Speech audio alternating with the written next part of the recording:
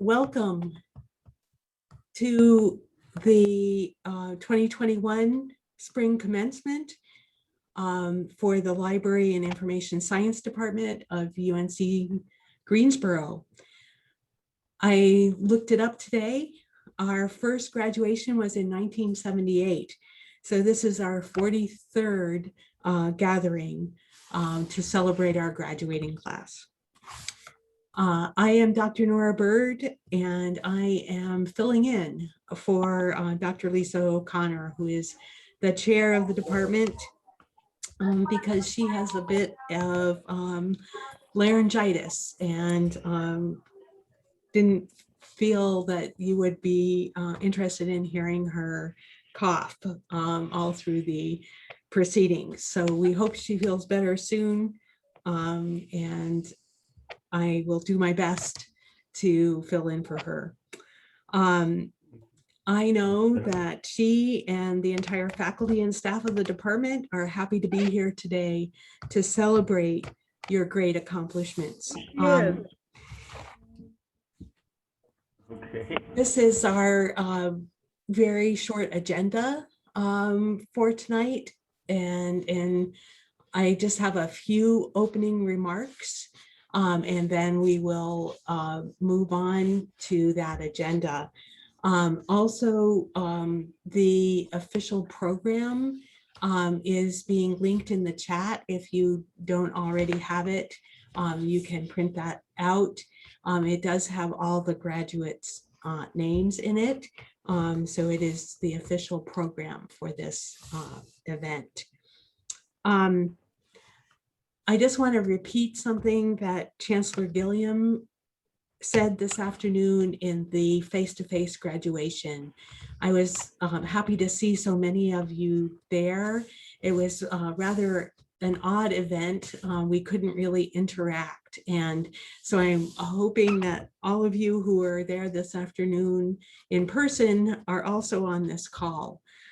But Chancellor Gilliam noted that just getting through this year, 2020, 2021, was accomplishment enough for most people.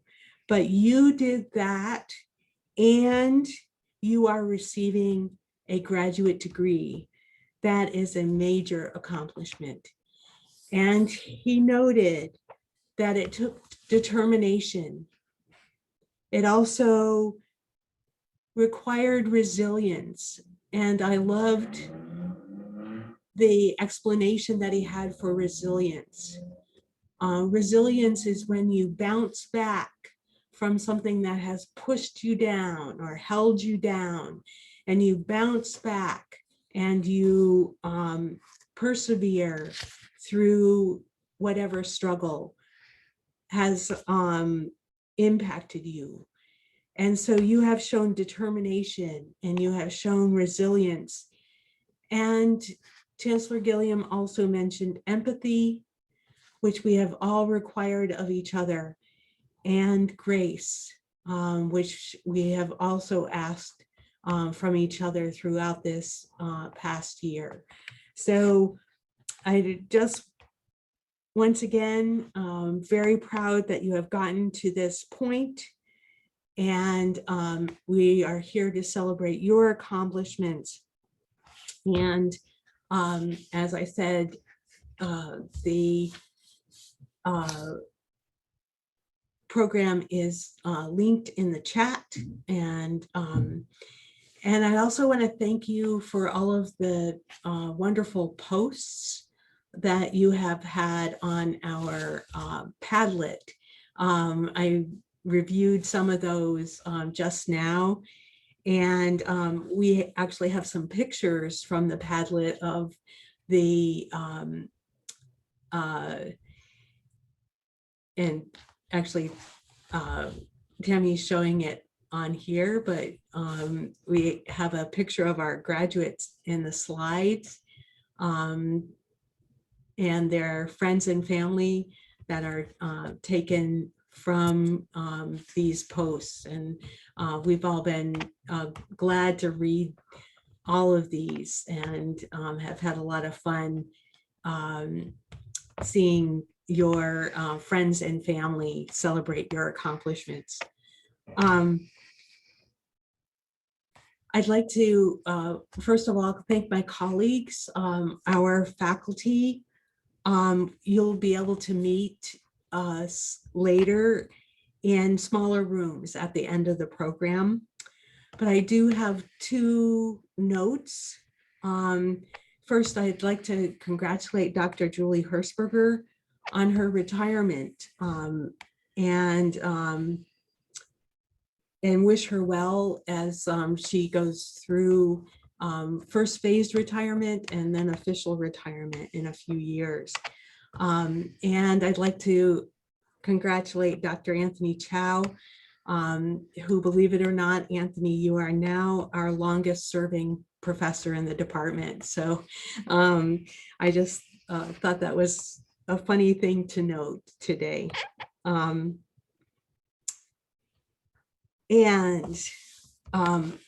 As noted in the program, we have 3 addresses today, and we are going to start with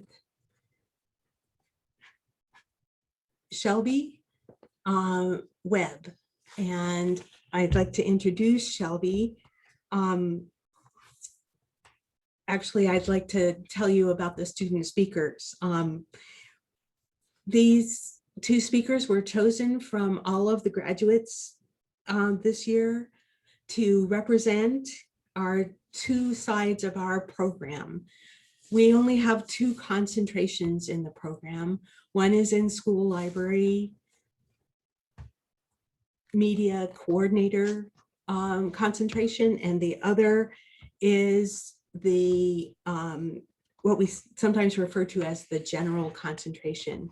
This means that the person themselves works with their advisor and chooses courses that are meaningful to them and will bring them to the career that they hope to have in the future.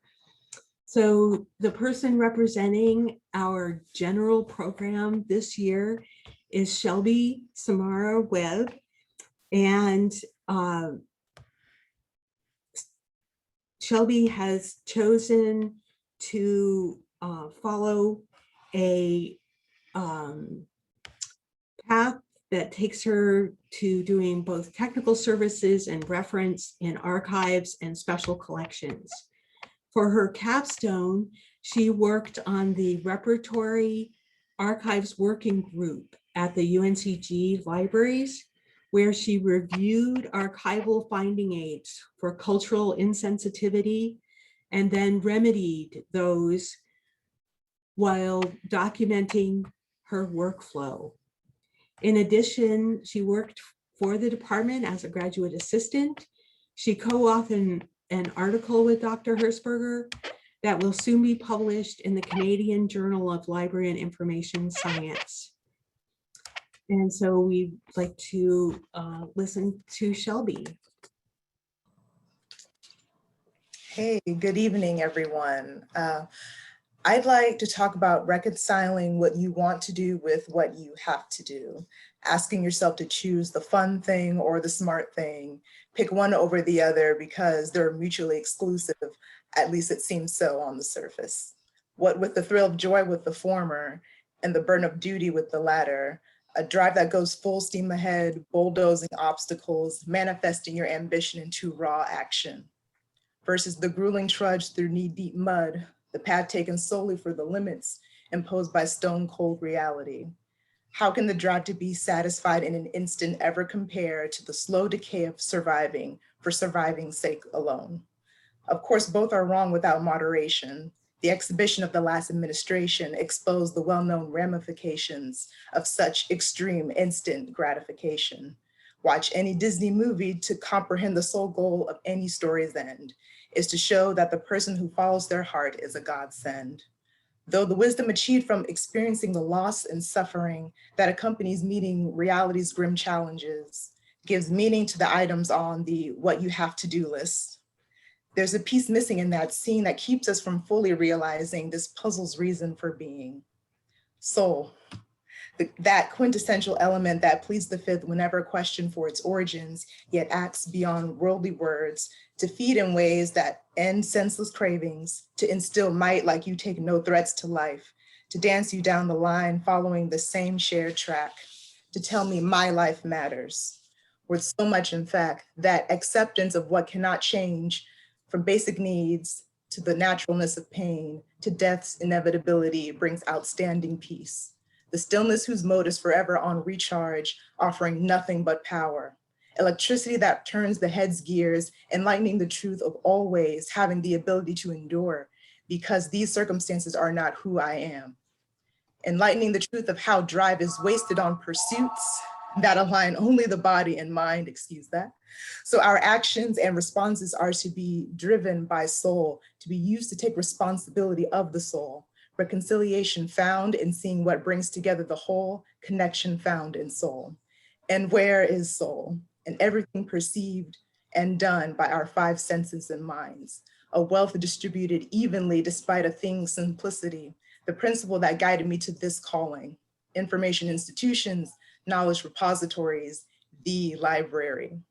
Work often seen as mundane, but for those with that electricity running through their brains, it's work for insight, discourse, debate, the intangible manifested into words and code for access, consumption, experimentation, growth, a community made connected, not unlike the power of soul. Such profession I was told was perfect for me, for a temperament that others mistakenly saw as without temper, impatience, and an overworked mind, the latter of which I must consciously diminish lest it takes hold and diminishes me. And for this reason, school became the antithesis of soul work for me. My pass of full goal's worth found by the grueling dig for a grade that reflected me, the only path to victory seen due to blinders I placed on myself because of the senseless sense of control it gave me. As a child, I had seen the flimsy provision the world calls security, and I thought the only way to live was by those rules of fragile rigidity.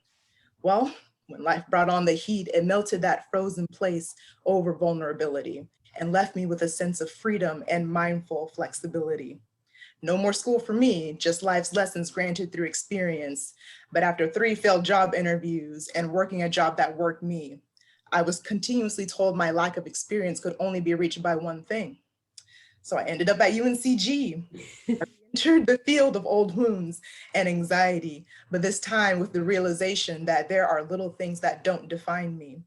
Every step was haunted by my old ways, but the love of learning, of understanding, filled every space. A professor informed me of this degree, carrying me beyond the paraprofessional's duty, which honestly was the job I wanted in the first place. However, my time here augmented the wonders of what libraries can do and clarified the picture for me, in turn blurring the direction of my journey because there's so many avenues to take. When information, knowledge has no single role or shape, so librarian is a role I'll play however and whenever, depending on what my soul dictates. I wish everyone the same, because you put in the same drive, the same time, put in the same immeasurable work to take responsibility for your life. And this work is in part made possible to the unquantifiable support of our friends, family, and unbelievable faculty. The same people who have been in our place and have not forgotten, as shown by caring for what they teach as much as how they teach, ensuring their methods prioritize listening and being forgiving, offering students like me the patience to meet frets with understanding and flexibility. As a result, our collective diligence culminates in this day of recognition for this achievement, not just in grades, but in continuing to exert your will into living in a way that satisfies your life. So for whatever of the many purposes you find this thrill, congratulations.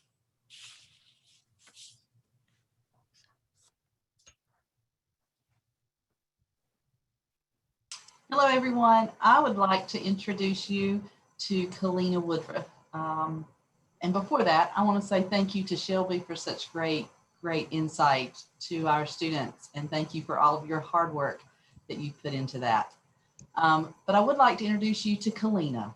Kalina is a student or graduate now who worked on not only her school library licensure, but also her public library certificate in our program. So she's a dual licensing person.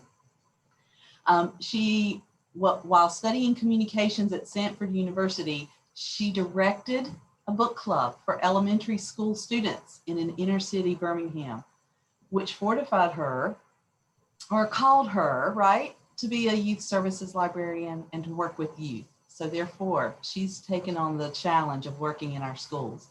She is now the school library media coordinator at South Lake Christian Academy, and I had the wonderful privilege of getting to meet her in person today and look forward to hearing her comments. Kalina, thank you so much for being here today. Thank you. A librarian's perfect foil is a dragon. After all, both collect and safeguard treasure. Dragons, golden gems, librarians, ideas.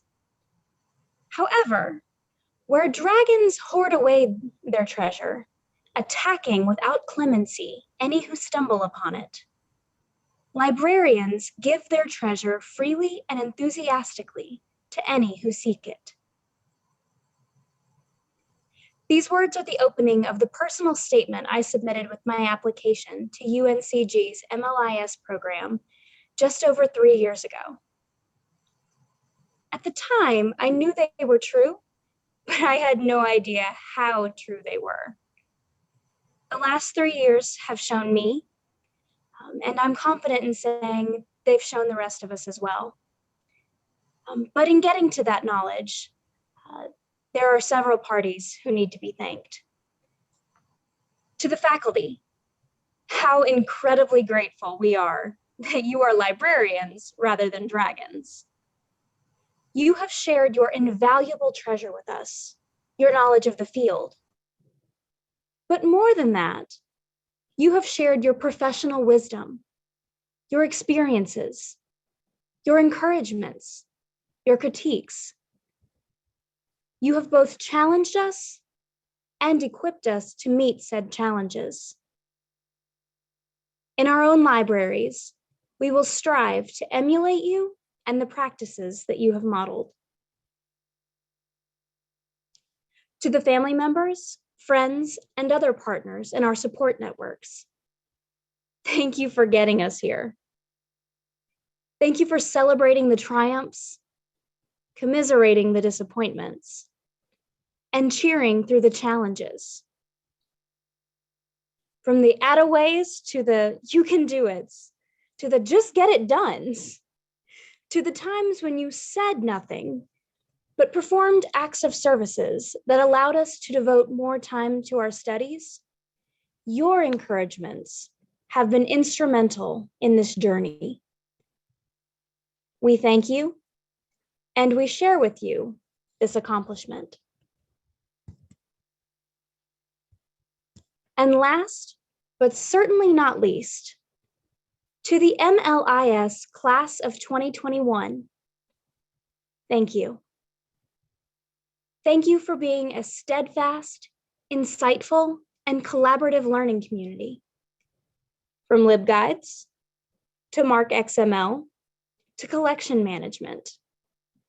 With professorial guidance and Herculean effort, we figured it out, growing and learning as people, as well as professionals in the process. Thank you all for your insights on ethical issues in librarianship on the multitude of discussion boards, for your enthusiastic recommendations of tech tools and practical tips, and for the bottomless passion you have committed to this community.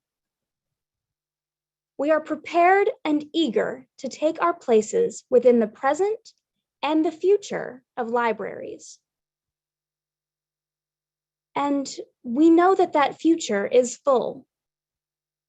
Our communities are constantly changing, which means that their needs will also change.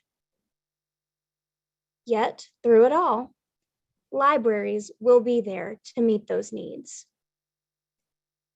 As we have learned throughout the program, and as Shelby has just reminded us, there is much to be accomplished going forward. And with that knowledge, I'm rethinking my earlier stance on dragons and librarians. I said that dragons and librarians are foils, but that doesn't mean there isn't room for some dragon-like traits in the field of librarianship. When we fight to protect intellectual freedom and inclusivity, let it be with the dragon's ferocity, protecting these core values.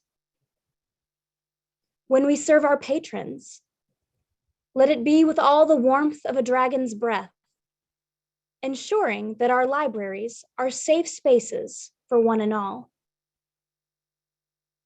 When we are faced with the unknown, which, as the past year has shown us, can occur at the drop of a hat, let us problem solve with a dragon's cleverness, devising solutions that best meet our patrons' needs. And as we strive for professional excellence, let us fly like dragons, soaring higher and higher, and continually pushing the boundaries of what is possible. Congratulations, class of 2021. It's been an honor to be your classmate, and it will be a privilege to be your colleague.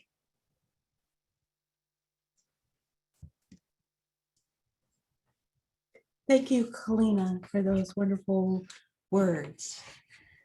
I aspire to be a dragon.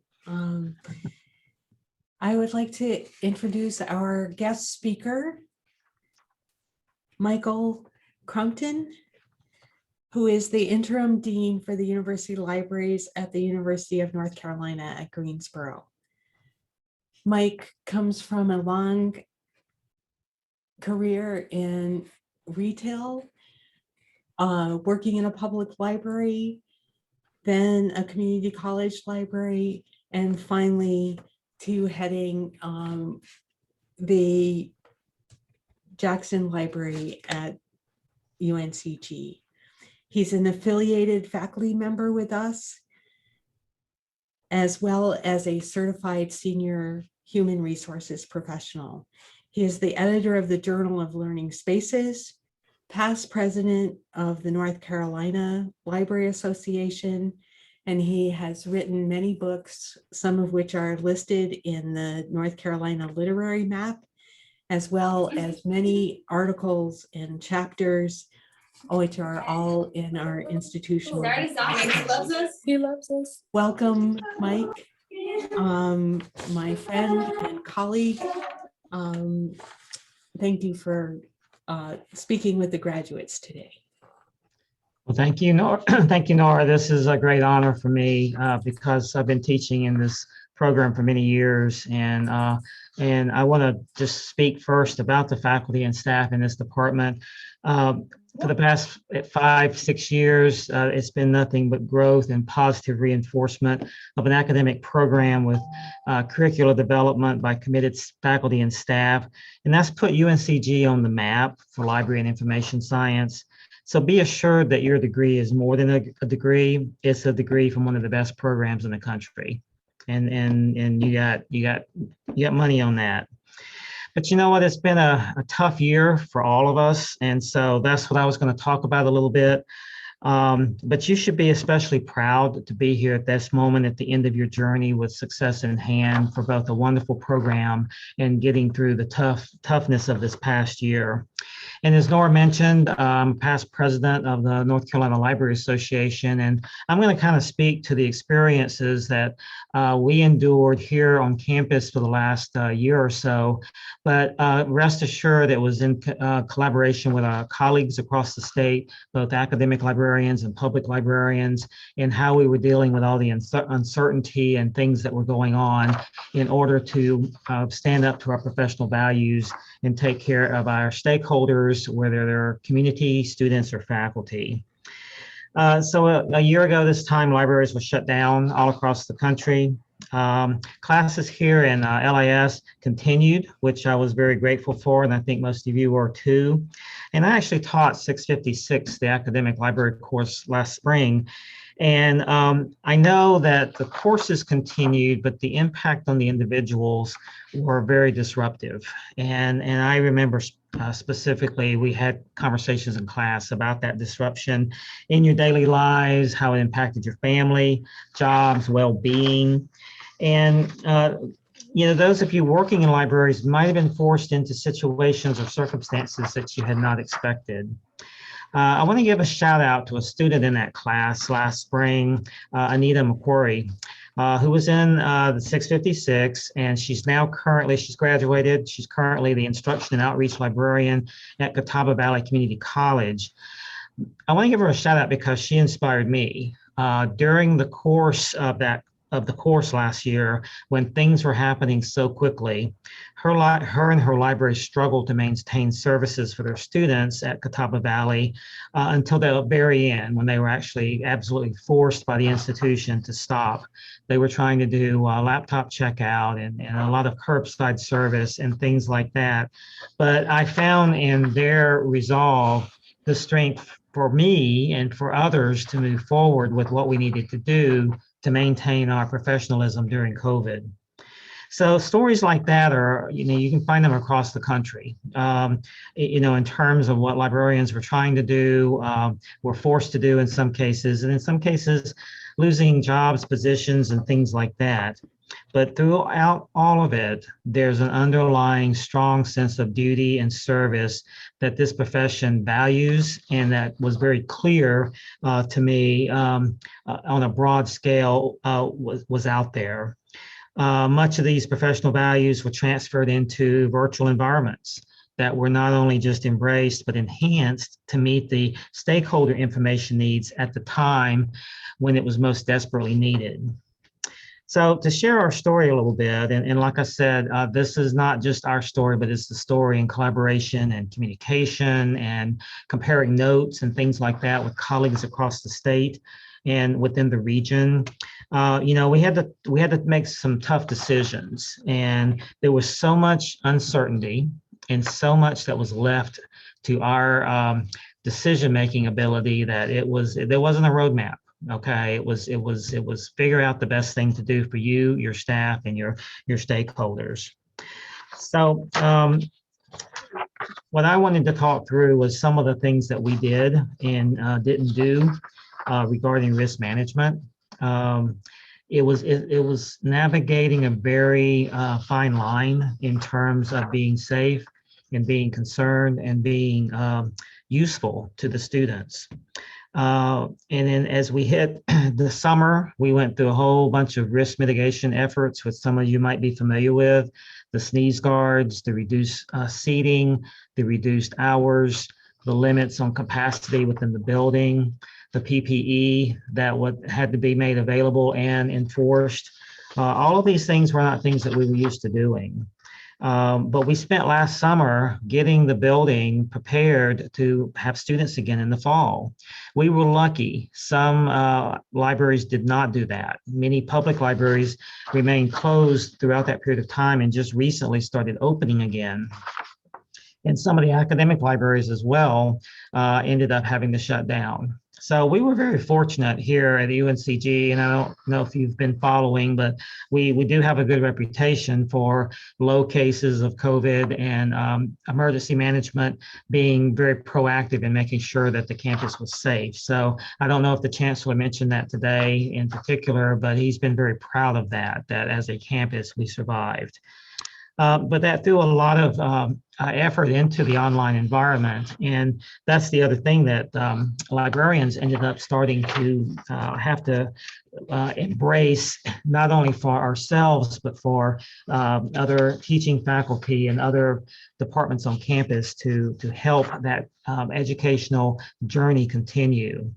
So things like chat and email reference, I think we've all been doing that for a while, but now all of a sudden it was very popular. It was the focus that had to be made. And so we turned that ship in that direction. Researching and connecting with materials in a electronic venue became the priority. After March of 2020, I don't think we bought a print book until maybe earlier this spring. We started picking them up again, but that's a change in our direction for sure.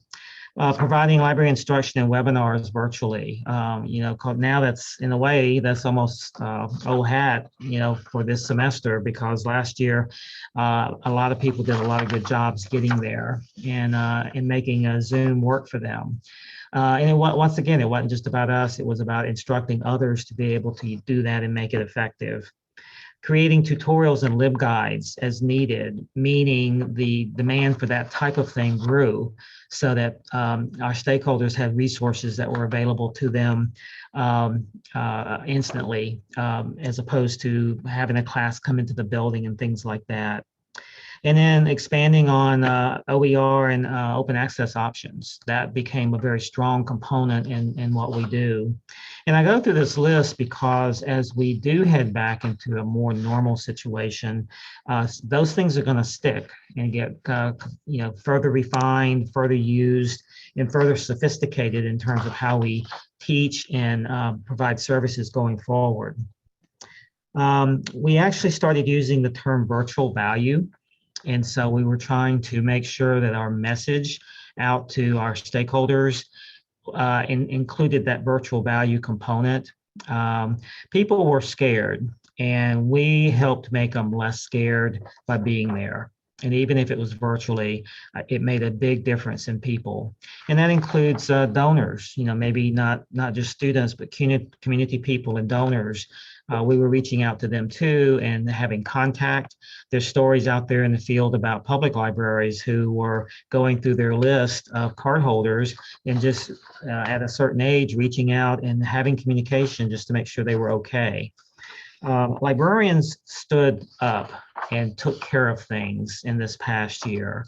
And that's really my message. When it was very difficult, we had a lot of great stories of people who had the courage to do what was needed to be done.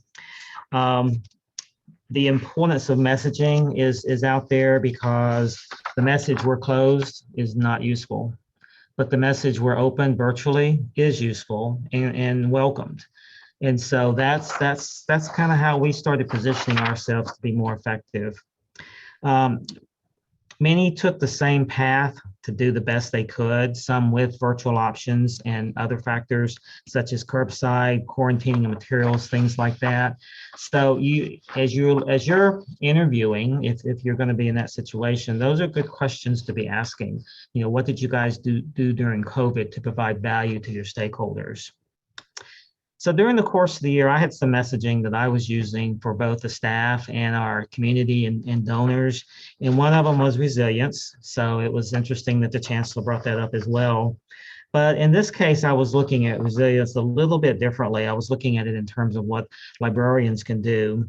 How do you be resilient and move forward without being overwhelmed by the stress of it all? So there's several methods and strategies that's been out there. One I liked in particular was a paper published by Harvard University that it talked about the old seesaw visual with a fulcrum. A fulcrum is that thing in the middle that the seesaw sets on. And it talked about making the point to unload the negative side, which is what libraries have been doing for students and faculty, providing answers to questions, guidance, support for all the negative issues that people face, but load up the positive side by connecting people to the resources they need to improve their situation, be it financial, timing, relationship-based, whatever. So we need to help people understand the difference by unloading the negative side and loading up on the positive side. And librarians, I think, have done a great job of doing that across the board. In comparing notes with my colleagues across the state, everyone found their own way to do something good and to help alleviate stress. So that was my definition of resilience. And some of that stuff, like I said, is going to stick with us as we move into a new normal, so to say. I know that's a worn out term right now, but it's going to be a meaningful one. Other studies about cultivating relationships helping create situations to reduce stress in people, talked about utilizing shared values to develop trust. And this looks a little bit different with COVID and trying to do something virtually, but it can make a big difference when you're reaching out to folks. This can be transitional in the sense of belonging that builds resilience and can be seen as developing community within either your library or your institution or your community. So I've seen our colleagues come together and work toward common goals that benefit all of us. Development of trust and community, along with helping tip the scale to more positive outcomes for our stakeholders in these critical moments, help develop that resiliency needed in this pandemic. The other part of that is learning to be thankful for what we have. So we recognized up front that we didn't have what we used to have. And so the important thing there was make the best of what you got.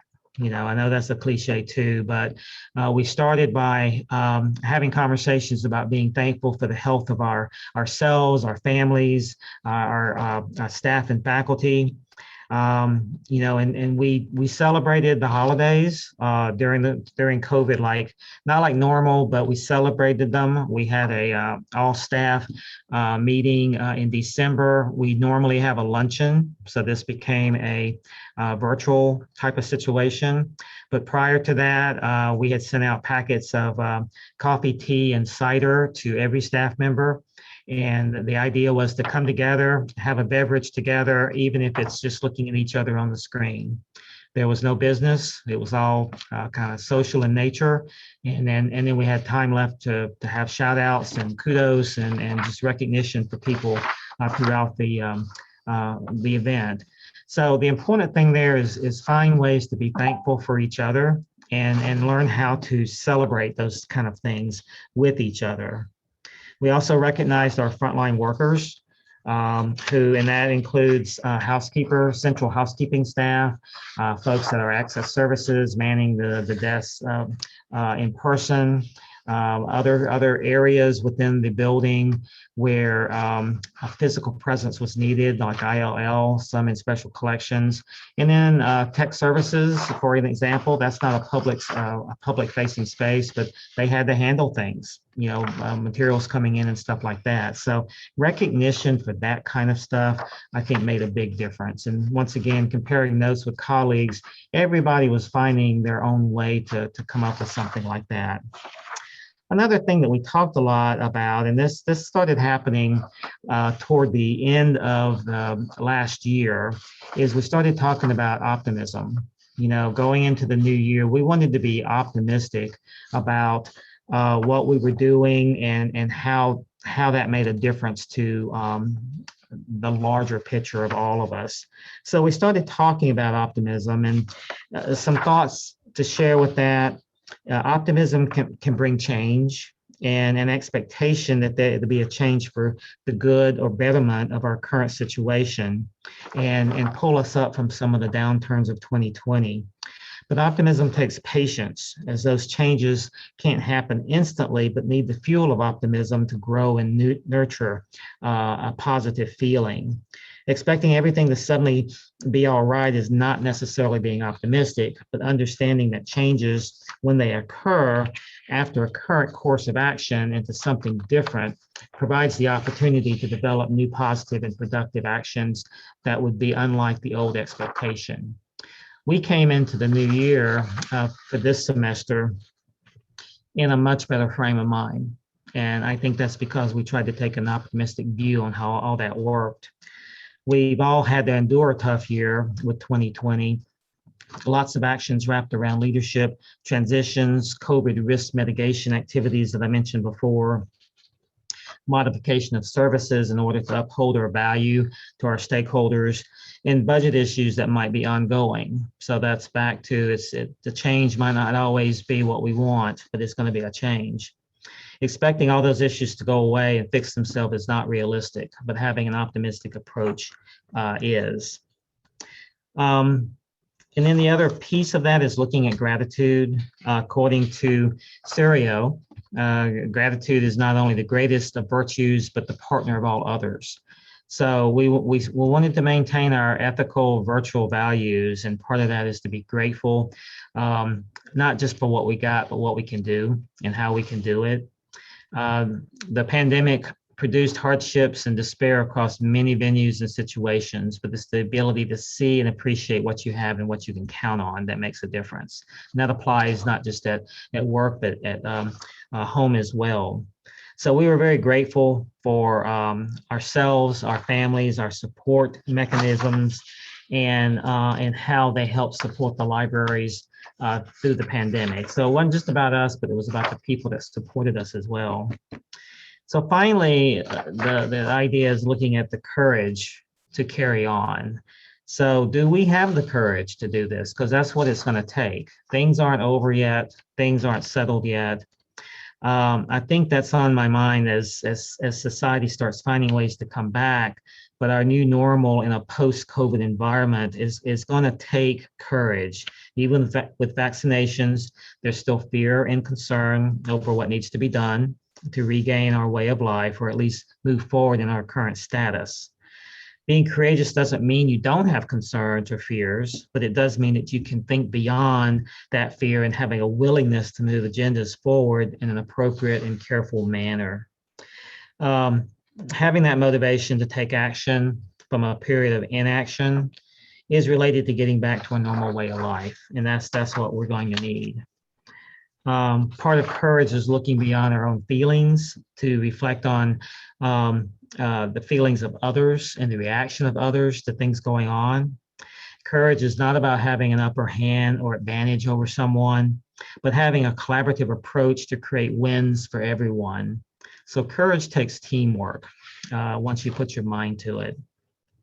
And you start by assessing your own fears, your own concerns, and then internally developing a way to share those with others and come to some collaborative and team-focused approaches to meeting those challenges. Back in April was National Library Workers Week and Day, and I was fortunate enough to be able to have an op-ed letter to the editor about that. And in that letter, I talked about some of these same things, that these efforts go beyond the walls of a building, the mantra of a profession, or even the whimsical desire of patrons. Instead, they're rooted in an ethical display of informing and supporting a concerned society. So as librarians, and now you're all librarians, it's important that you recognize the greater good to society of what we do. And the recognition of library workers across the board is very significant. And so please remember every April, that's something that we want to do. So what's next? What's next for us is that we've learned to adapt and modify services and looking at resources for a new environment. Some libraries use the downtime of COVID to renovate and upgrade facilities where possible. And I know in particular, public libraries that have been closed for this past year are reopening with a new look, a fresh look, a socially distanced look, but also refreshed with carpet, fixturing, things like that, so that they're more inviting to the public. Some folks sought out new ways to teach or consult in a virtual environment, including providing opportunities for community patrons to learn new skills in order to have more options. So that's back to that digital divide. And once again, a lot of public libraries, that's where their focus is getting their community patrons educated to be able to operate better in a virtual environment. And sometimes that turned into equipment, hotspots, Wi-Fi in the parking lots and things like that. So once again, everybody ended up with having some kind of maybe different kind of solution or focus on what they were doing based on their stakeholder needs, but they were doing it. They were out there making sure that as librarians, we were impactful to society. So our profession is resilient and is motivated to emerge from this pandemic stronger, more flexible, and ready to continue the core mission of service to information seekers in a wide variety of ways. So that once again, be optimistic that you're going to find a place in joining your colleagues in doing that. So as a plug for professional associations, be part of that larger picture.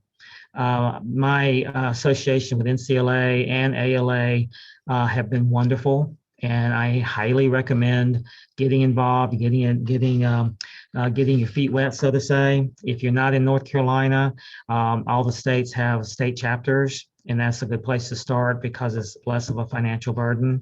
And even some regional areas have professional associations that can be meaningful to you based on what you want to do. The school media folks also have professional associations that focus on that particular topic. So there's a lot out there that's possible for you. Be thankful for what you've accomplished and how your new credential can be significant to a profession that needs new voices and fresh ideas. So the opportunities are out there. I'm very optimistic about our future because I've seen examples from not only Anita, but the folks in my classes this past year, and some of you guys that I know that weren't in my classes, that you have a commitment to fulfill your societal obligations to help keep our democracy safe and our speech free. To do that, we need an informed society, trained in the identification of fake news, and willing to stretch the limits that might be imposed by bureaucracy to deliver to the end user. I have seen how these efforts are respected from grateful users, and that reinforces the value that we add to an unsuspecting public. We must have the courage to look beyond our own fears or past the barriers erected for the sake of money or ethics and do what is right for ourselves and the people who need our expertise. So in closing, be flexible, be grateful, be optimistic, have courage, get involved, and make a difference. So, thank you. Thank you so much, Mike. It's those are wonderful reminders. We want many of you, when you applied to the program, said that what you were interested in is making a difference. And as Shelby told us, it is soul work in order to do that. And as Kalina reminded us, it's also the work of dragons. So thank you, Mike, for reminding us of the importance of the fact that we are a profession, and that now with your degree, you are in that profession, you are librarians, and welcome to it. I will turn this over to Tammy. She we'll have a few directions for you on how to celebrate your graduates as we go forward. Wonderful. Welcome to everyone again. And thank you, Mike, for such great words of encouragement. We're lucky to have you at the Jackson Library. Really quickly, just a few things we want to share with you. And I'm sorry, I'm looking to the left. I'm putting it in the chat box. But we want to remind you that we want to keep in touch with you after graduation. And this wonderful note here has all of the ways to do that. We've just put that in the chat box. So if you're interested in staying on our listserv, make sure that you put your information on that first little link when you see that on the newsletter. And then also, if you'd like to have an alumni email account, you can obtain that. The information is there as well. And then all of our wonderful social media links. And you'll notice there are several now that say alum. So welcome to our alumni field. We hope to be sending you a pin very soon that says that, so that you can tell everyone that you have been a part of one of the best programs around. So we're very glad that you're with us. We also want to remind maybe a little bit. Remind everyone to take a look at the message board and see all of the wonderful things your friends and family have said to you. And if you haven't posted yet, it's not too late. Please take time and do that. We'll put the link to the chat in there as well. And very last thing, before Mike is nice enough to call the names of our graduates this semester, we will be giving each person just a few seconds to have their slide up. And in that time, if you would like to unmute your microphones and share your video and just get excited. We're just like Chancellor Gillum. We like to just get excited with all of you. So you can get excited with us. We want to hear you. Just make sure that you mute yourself when you're finished. Okay, you can leave your video on if you like, but make sure you mute your family once that's over so that we can go to the next slide. It's one of those pretty quick things. The names are in all alphabetical order, so that'll help you understand that. If you want to mute or unmute your video, you'll see, or your sound, you'll see those buttons at the bottom of your screen, if that's how yours is set up, or you can hover at the top and you may see them there, okay? You can also do reactions here on the far right, and you can celebrate that way, and it'll put a little hand clap or thumbs up on your image as it's on the screen. All right, let's get started. Mike, are you ready? I'm ready. All right, congratulations to our class of 2021. As I read the name, please note the current situation or accomplishment through the practicum that's also included on the slide. And I apologize if I mispronounce anybody's name. I'm trying my best. So we're going to start with Hainin Aid Zazmi. 5 minutes of fame. 5 seconds, sorry. Okay. Shalaman Hal Henry.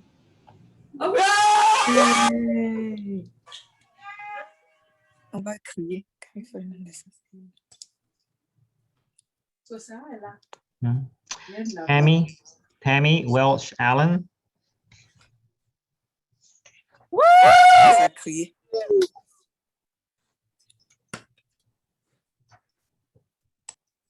Emily Suzanne Atwell.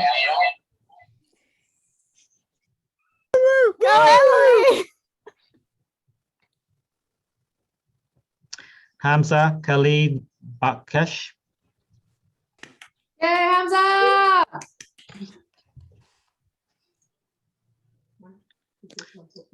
Sarah Esther M. Belinga. That's right. You did it. Martin Thomas Best. Woohoo! Martin.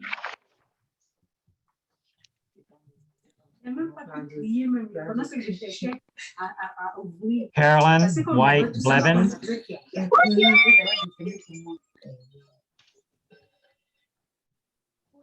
Congratulations. Somebody say congratulations here. Oh, right. Tara Danielle Bradshaw. Right, you right. Oh. Woo!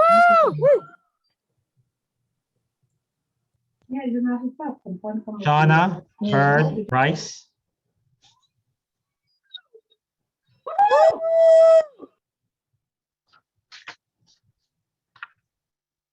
Lucy Idea Butcher.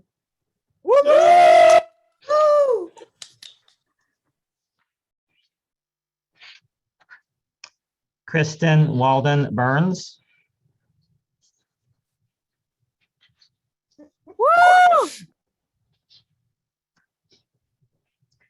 Grace Carol Campbell Sharon.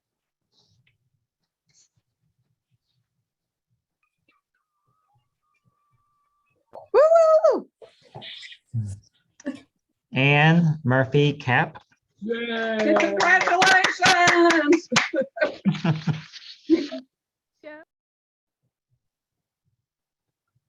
Melissa Dawn Carpenter. Woo!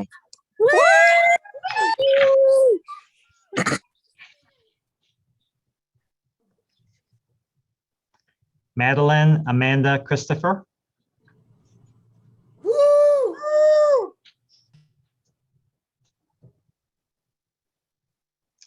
Elise Laura Cluster. Woo!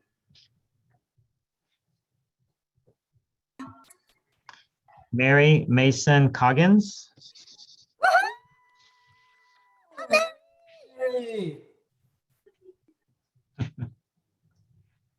Karen Hart Collins, You, way to go, Karen.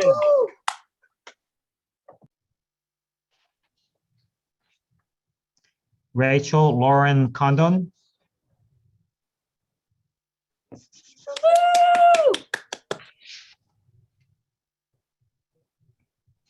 Megan Nicole Davis,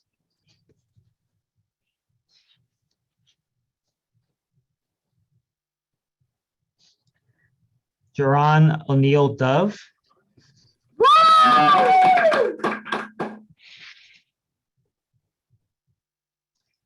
Laura Marie Efron,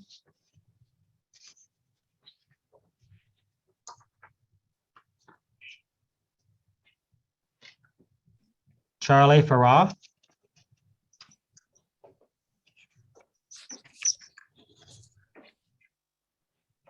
Brianna Marie Lee,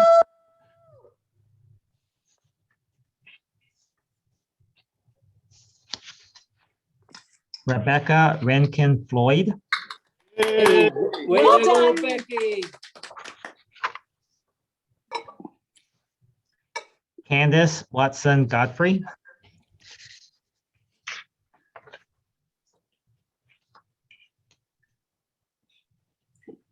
Michelle Goetzl,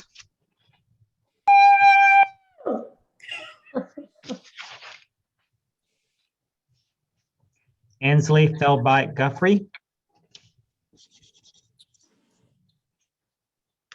Woo! Maria Nicole Hale,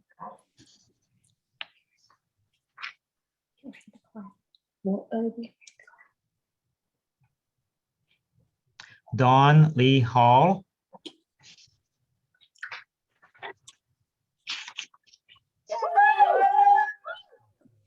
Wait, wait. Natalie Dorrance Harris, Congrats.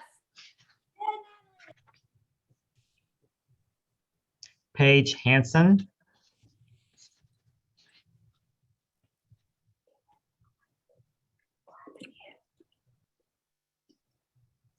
Amanda Rose Helms,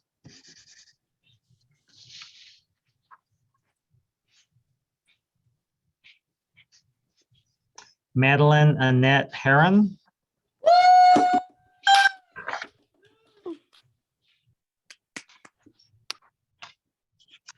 Stephen Christopher Idle,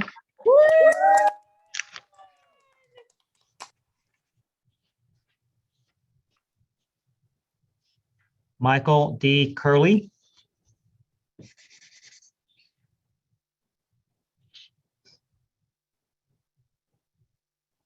Angela D. Lanning,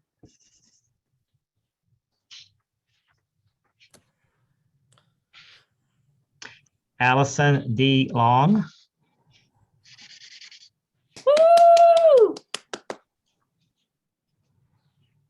Betsy Morris,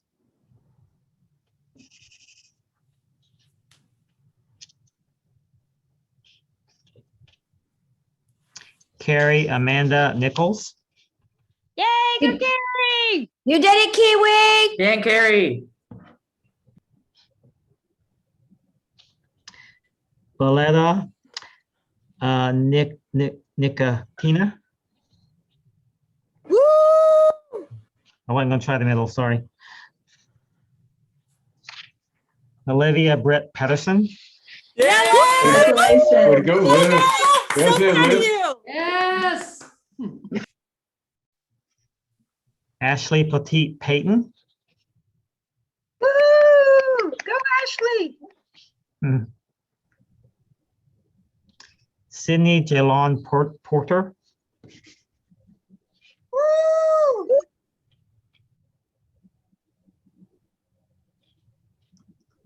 Barbara Allison Prillaman, Congratulations, Barbara. Congrats, B, we love you. Cassidy Lee Ramsey,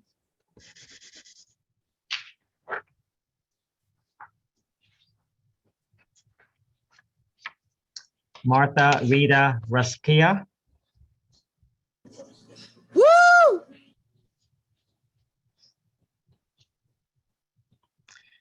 Daisy L. Shute.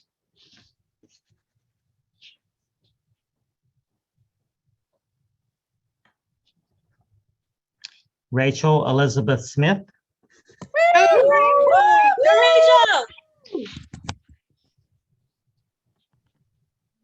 Robert Evan Smith.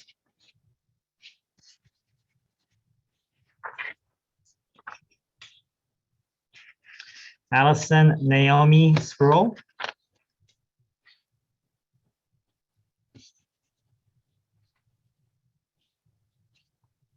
Melinda L. Staples. Congratulations. Woo!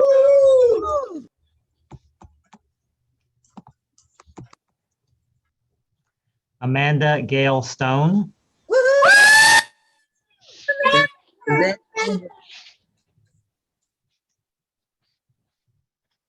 Tamara Elizabeth Swift.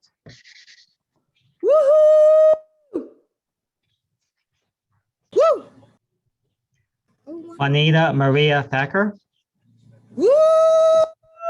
Anita! Taylor Ann Thorpe.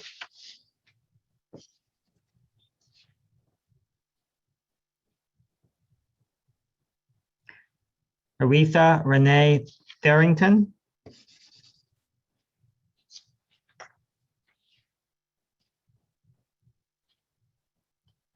Taylor M. Tipton.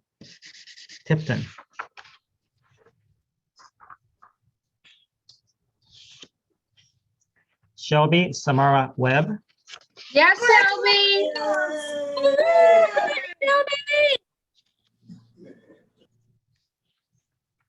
Okina Joy Weber Shirk.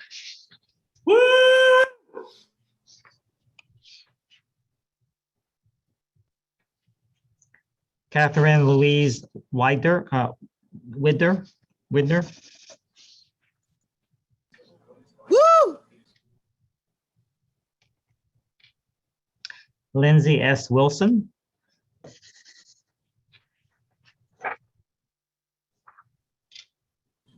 Woo! Katie Sands Winfrey.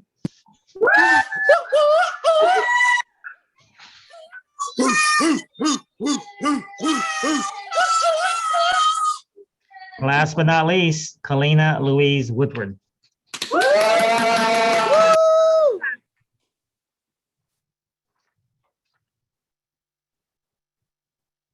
Congratulations, everyone.